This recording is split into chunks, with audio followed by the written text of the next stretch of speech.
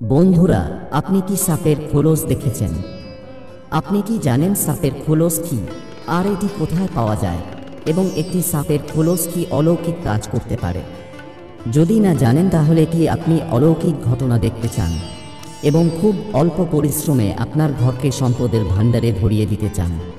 তবে একটি সাধারণ জিনিস আপনার জীবনে আশ্চর্যজনক ফলাফল আনতে পারে, তা হলো একটি সাপের খোলস। হ্যাঁ বন্ধুরা, এই নিস্তেজ দেখতে সাপের খোলস আপনার জীবনকে বদলে দিতে পারে। আপনি আপনার জীবনে যা চান, সম্পদ, চাকরিতে পদোন্নতি, ব্যবসায় বৃদ্ধি, একটি সাধারণ দেখতে সাপের খোলস আপনার জীবনের সমস্ত সমস্যার সমাধান করতে পারে। কোথাও যদি সাপের খোলস পাওয়া যায়, ভুল করেও ছেড়ে দেবেন না, বরং কিছু বিশেষ প্রতিকার গ্রহণ করে আপনি আপনার জীবনের প্রতিটি সমস্যার সমাধান করতে পারেন এবং আপনি যা চান তা পেতে পারেন। তাই আপনিও যদি সাপের খোলসের প্রতিকার সম্পর্কে জানতে চান, তাহলে আমাদের এই ভিডিও শেষ পর্যন্ত দেখুন। আসুন ভিডিওতে এগিয়ে যাই। বন্ধুরা, আমরা যখনই আমাদের হিন্দু ধর্মীয় শাস্ত্রের কথা বলি, সেখানে দেবদেবীর মূর্তি, গাছপালা, নদী, পুকুরে, পশু পাখির মধ্যে ভগবানের রূপ দেখা যায়। তার মধ্যে অন্যতম হল সর্পদেবতা।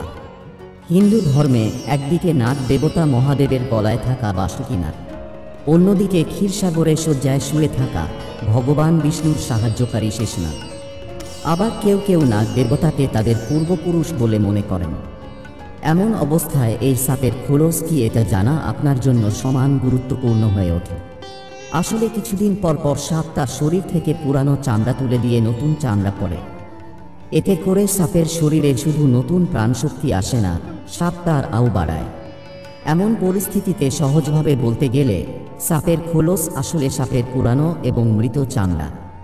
এটি গ্রাম এবং বনের মতো এলাকায় সহজেই দেখা যায়।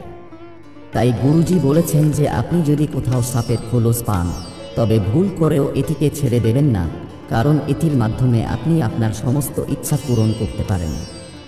গুরুজি সাপের খোলসের কিছু বিশেষ প্রতিকার বলেছিলেন, যেমন আপনার ব্যবসায় উন্নতি না হলে, এবং আপনার অর্থ নষ্ট হতে থাকলে, বা আপনার চলমান দোকান বন্ধ হতে বসলে, বা ব্যবসা ধীর গতিতে চলছে, বা আপনি ঋণের নিচে চাপা পড়ে যাচ্ছেন এবং আপনার জীবনে কোনো অগ্রগতি নেই।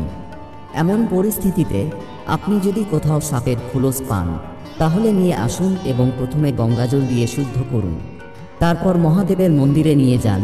মহাদেবের শিবলিঙ্গে জল নিবেদন করার পর সাপের খোলস মহাদেবের শিবলিঙ্গে ঠেকিয়ে বাড়িতে নিয়ে এসে এটিকে আবির এবং অক্ষত দিয়ে পুজো করুন এবং এটি একটি লাল কাপড়ে বেঁধে আপনার দোকানের ক্যাশ বাক্সে রাখুন। গুরুজি বলেছেন যে এই প্রতিকার করার সময় আপনাকে ক্রমাগত মহাদেবের মহামন্ত্র ওম নমঃ শিবায় জপ করতে হবে। এই প্রতিকারটি করার পরে মহাদেব আপনার ব্যবসায় অগ্রগতির সমস্ত দরজা খুলে দেবেন। আপনার দোকানে যে গ্রাহকদের ভিড় জড়ো হবে, তা দেখার মতো হবে। এছাড়াও গুরুজি বলেছিলেন, যদি আপনার বাড়িতে অনেক টাকা আসে কিন্তু তা স্থায়ী না হয়, কোনো ধরনের খরচ বা ঝামেলা আসে যার কারণে আপনার সমস্ত টাকা খরচ হয়ে যায়, আপনি অগ্রগতি করতে পারেন না এবং আপনার বাড়িতে সঞ্চয় ও সমৃদ্ধি নেই, এবং দেবী লক্ষ্মী আপনার বাড়ির পথ খুলে গেছেন, তাহলে এমন পরিস্থিতিতে আপনাকে সাপের খোলস নিতে হবে, গঙ্গাজলে স্নান করাতে হবে এবং এটি আপনার ঘরের মন্দিরে রাখতে হবে।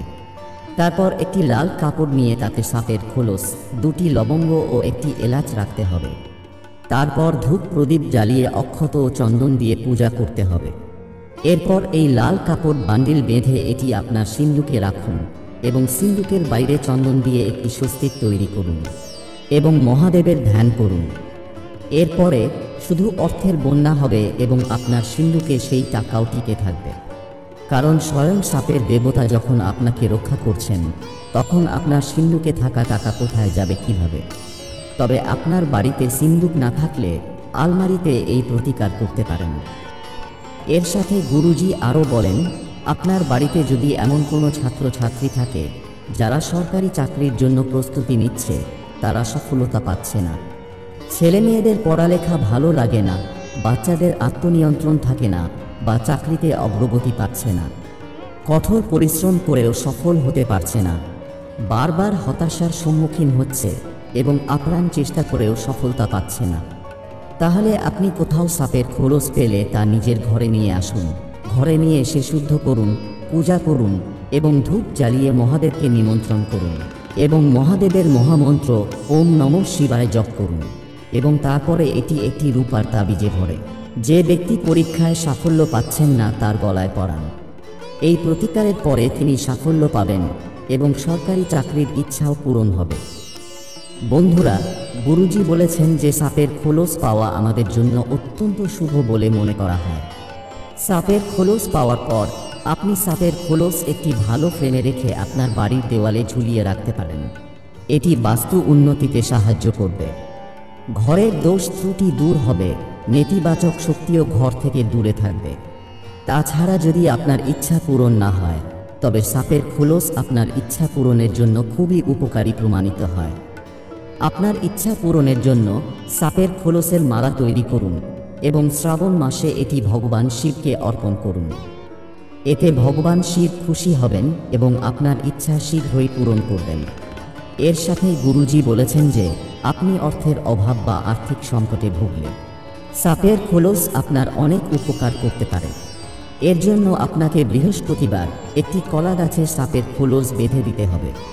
এই প্রতিকার করার পরে আপনার অভাব দূর হবে এবং আপনি টাকা পাবেন। বন্ধুরা, এগুলি ছিল গুরুজির দেওয়া সাপের খোলসের কিছু বিশেষ প্রতিকার যা অনুসরণ করলে আপনি আপনার জীবনে বিশেষ ফল পেতে পারেন।